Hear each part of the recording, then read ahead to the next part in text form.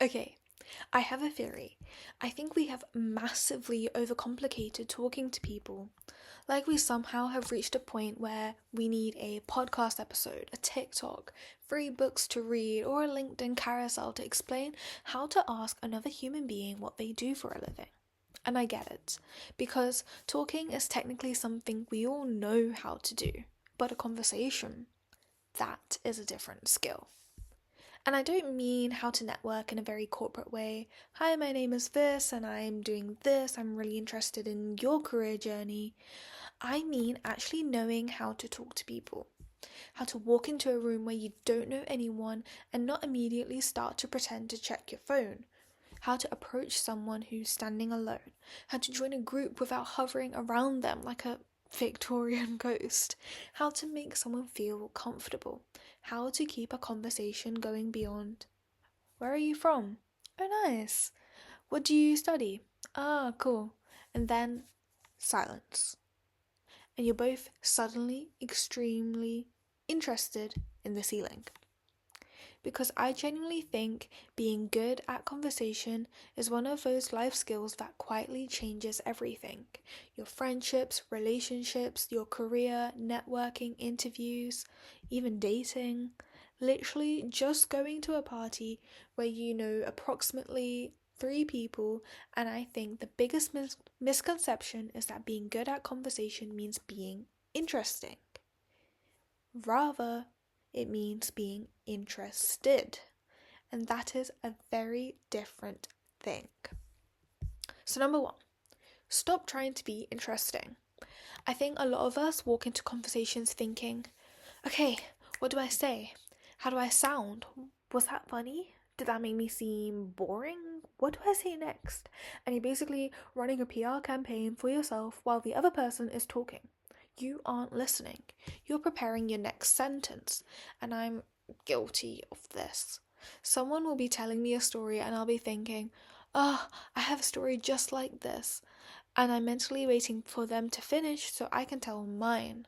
But that's responding. It's not actively listening. There's a difference between listening to understand someone and listening for your opportunity to speak. And people can feel that difference. You know, when they're talking about someone and they're looking at you, reacting, asking questions, remembering tiny details, you leave that conversation thinking, I really like them, even if you barely remembered what you actually talked about. And that's because people don't necessarily remember the substance of every conversation, rather how they felt during it. Did I feel interesting, funny, understood, comfortable? Did I feel like this person actually wanted to talk to me? That's the magic. Number two, the SHINE method. So we have this little acronym that I love, SHINE. S stands for smile. I know, groundbreaking, but genuinely smile. Not a terrifying, permanent customer service smile, just look approachable. If you look like you actively don't want to speak to anyone, people will probably respect that. And sometimes that is exactly what we want. But if you're in a networking event thinking, why is no one talking to me? You may need to look slightly less like you're doom scrolling and you have a blank face. H stands for humor. You don't need to be the funniest person alive. You just don't be afraid to laugh. A little bit of lightness makes the conversation so much easier. I is interest. Be interested, not interesting. Ask, listen, follow up. N is for notice. Notice the little things. Someone mentioned they just came back from Italy. Remember that. They're wearing something you genuinely like. Say it. They seem nervous. Make them comfortable. And E stands for engage. Don't just answer questions, give something back.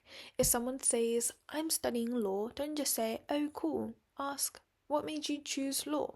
Now you've opened a door to the conversation. Number 3, ask better questions. This is like the biggest hack. Stop asking questions that invite generic answers. How was your day? Good. What have you been up to? Not much. How was your weekend?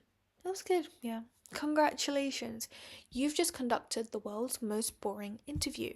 Instead of, how was your day? Ask, what was the best part of your day? Now they actually have to think. Maybe they say, oh, actually, I submitted my project. And you go, wait, what was that project on? And they say, it was an essay about the NHS.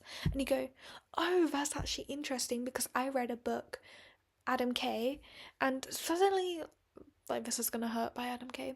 Very interesting book. And suddenly you're talking, and the conversation has somewhere to go because you're asking specific questions.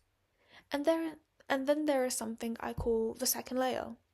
The first layer is facts. What do you study? Where do you work? Where do you go? The second layer is, what made you want to do that? Did you actually enjoy it? What was that like? Were you nervous? What was the best part? What surprised you? And those questions take you from information to connection. Because knowing that someone went to Italy is information. Knowing that Italy was the first trip they took with their mum after years of wanting to go, that is a conversation. Number 4, don't just be a responder. So we kind of touched upon this earlier. This one is so important. Someone tells you, I went to Spain last summer, and you say, oh nice. They say, yeah, it was really fun, and you say, yeah, I've never been. And now you're both staring at each other. Instead, you could say, I went to Spain last summer. Oh wait, where in Spain? Barcelona. Did you like it? Yeah, I loved it. What was your favourite part? Oh, probably the food. Okay, you're gonna have to give me recommendations because I literally know nothing about Barcelona. Now we're talking. You're not interrogating them, you're building on what they have given you. And this is why active listening is so powerful. You don't need to come up with like a genius question. You just need to listen to the sentences they have already given you. There are usually 3 or 4 little doors inside every answer. You just have to open one. Number 5, the art of approaching people. Now let's talk about something everyone secretly hates, walking up to someone. Because imagine you're at a networking event or a party, you walk in, scan the room, everyone appears to have a best friend, they're laughing, everyone's already having the most fascinating conversation known to mankind, and you're just like, okay, I'll stand here with my phone and become part of the furniture. No, we are not doing that. Find the person who's standing alone. Honestly, they're your easiest target. I don't mean target in like a sinister way, but if someone is standing alone, there is a very good chance they would actually be relieved that someone came over and spoke to them. Walk up, smile. Hey, how are you finding the event? And that's it. You don't need an opening line that would make David Beckham want to hire you as his publicist. Just start. And then ask something specific. What brought you here? What do you do? Have you been to one of these before? And listen. The hardest part is usually just the first 5 seconds. Number 6, how to join a group without interrupting. Now this is where I learned something that genuinely changed how I think about networking. Look at the body language of a group. If 2 people are standing directly facing each other, like a line, like 2 ends of a line, there isn't really an opening, so it's going to feel like you're interrupting. But if they are standing sort of outwardly facing each other, there's a little space, that's an invitation. You can join that group and transform that line into a triangle. And if there's 3 people standing and they're in a triangle format and they are also kind of outwardly like looking, you can join that triangle, which was previously a line, and turn it into a square. And then I would say when there's normally like a square, I think it's reached its maximum. So if you this is really hard to describe because it's like a podcast, I get it, but you can usually see whether a group is open or closed. So remember, you either want to make 2 ends of a line, a triangle, or a little square. If there is like 7 people in a tight circle, maybe don't force yourself in the middle. You can always find someone else. The goal isn't technically to enter the conversation, but it is to have a real conversation. And not to be the person who just stands like in the circle and not say anything. So number 7, be the person who lets people in. This is one of my favorite things. So if someone is approaching your group, let them in. Don't make them stand there awkwardly waiting for someone to acknowledge them. Be the ringleader. Smile and move slightly.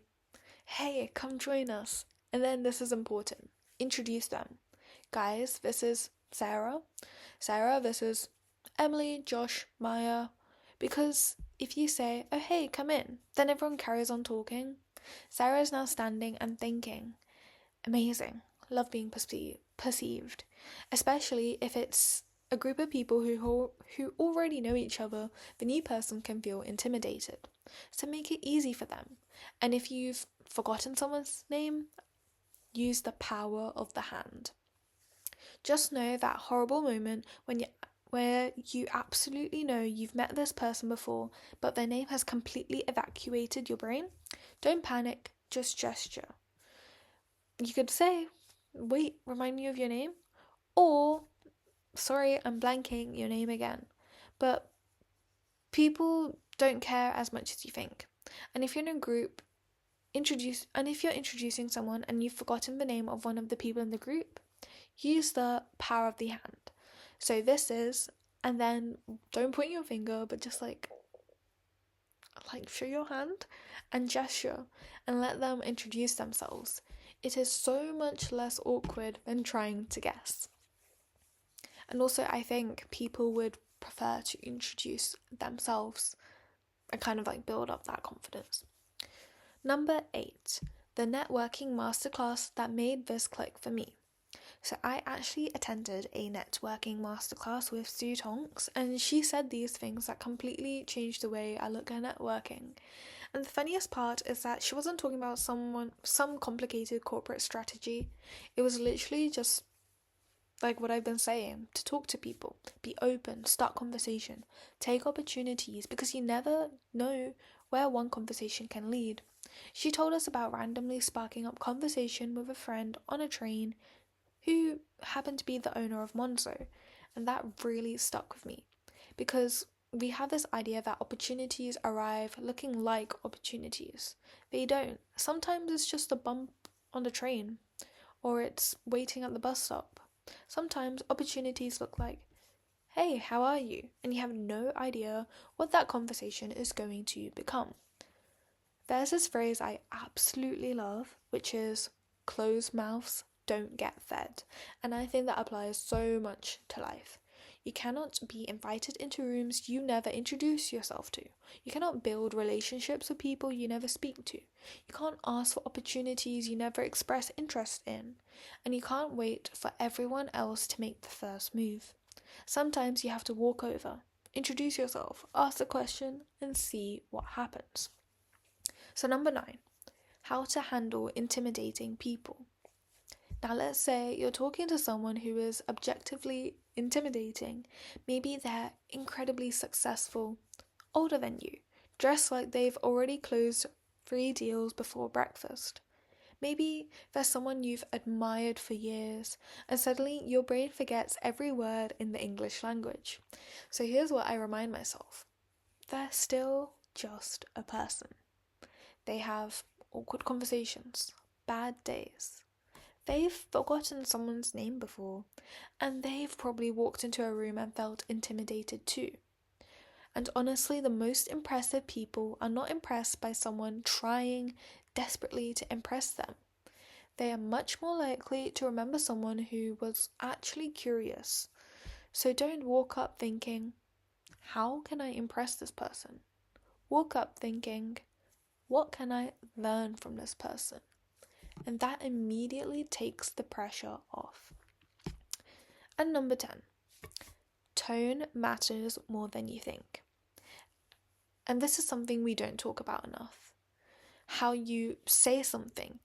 You can say, that's interesting. and it can mean that it's genuinely fascinating. Or, I desperately want this conversation to end. Same words, completely different energy. Your tone, facial expressions, eye contact, body language, they're all part of the conversation. You don't have to perform as such, but you do want your energy to match your interest. If you're asking someone, what made you want to do that while staring at your phone, they probably feel like you don't care. Put the phone away, look at them, smile, react. Laugh when something is funny and be present. 11. And please do not turn it into an interview. There is a fine line between being interested and conducting a police interrogation. What do you study? Why? What university? Why? What are your career goals? Why? Where do you see yourself in 5 years? Go. Relax. Conversation is supposed to bounce. So share things too. If they tell you they study psychology, you can say, I've always found psychology so interesting. I actually watched this documentary about XYZ, and you've contributed something. The conversation becomes ask, listen, respond, share, ask. Not ask. You're not collecting census data, you're talking to another human. Number 12. Difficult conversations.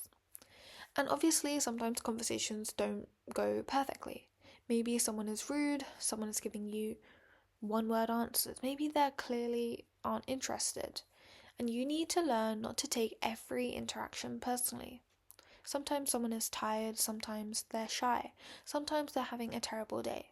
Sometimes they simply don't want to talk, and that's okay. Your job isn't to make everyone like you, your job is to be warm, respectful, and open. If someone gives you nothing back, you can gracefully leave. It's been lovely chatting to you. I'm going to grab a drink, but hopefully I'll see you around. Done. No humiliation, no replaying the interaction in your head at 2 a.m. No, why did I say you two when he said happy birthday? We're moving on. Number 13. The biggest secret. Most people feel good. If you take absolutely nothing from this episode, take this. People may forget what you said, but they will remember how they felt around you. Again, you don't have to be the funniest, the most charismatic, don't need to have the best stories. You don't need to dominate the room. You just need to make people feel comfortable. Smile, listen, ask questions, remember details, include people, give people space to speak. Be curious, and don't constantly be thinking, how am I coming across? Because the second you stop obsessing over yourself is usually when you become more charismatic. And I think that's the irony of this conversation. The people who are desperate to be perceived as interesting usually aren't. And the people who genuinely want to know about you, you walk away thinking they're fascinating. So maybe being a good conversationalist isn't about having the perfect thing to say. Maybe it's about being brave enough to say hello and thoughtful enough to actually listen to the answer. Because you genuinely never know where one conversation can take you. A new friend, a job, a mentor, a relationship, an opportunity, an invitation into a room you never knew existed. And sometimes it all starts with, hey, how are you? So next time you're at a party, a networking event, university, work, whatever, don't stand in the corner waiting for someone to choose you. Choose yourself. Go over, smile, say hello, ask a better question and see what happens. Because honestly, closed mouths don't get fed. Okay, so that's today's little conversation, and I actually want you to try this. The next time you're somewhere and you don't know anyone, find the person standing alone. Go talk to them. And instead of asking them, how are you? Ask, what's been the best part of your day? And then genuinely listen to that answer. Come back and tell me how it went. Because I think we underestimate how many opportunities for connection are sitting literally 5 feet away from us. Anyway, go talk to people, and I'll see you next week. Bye.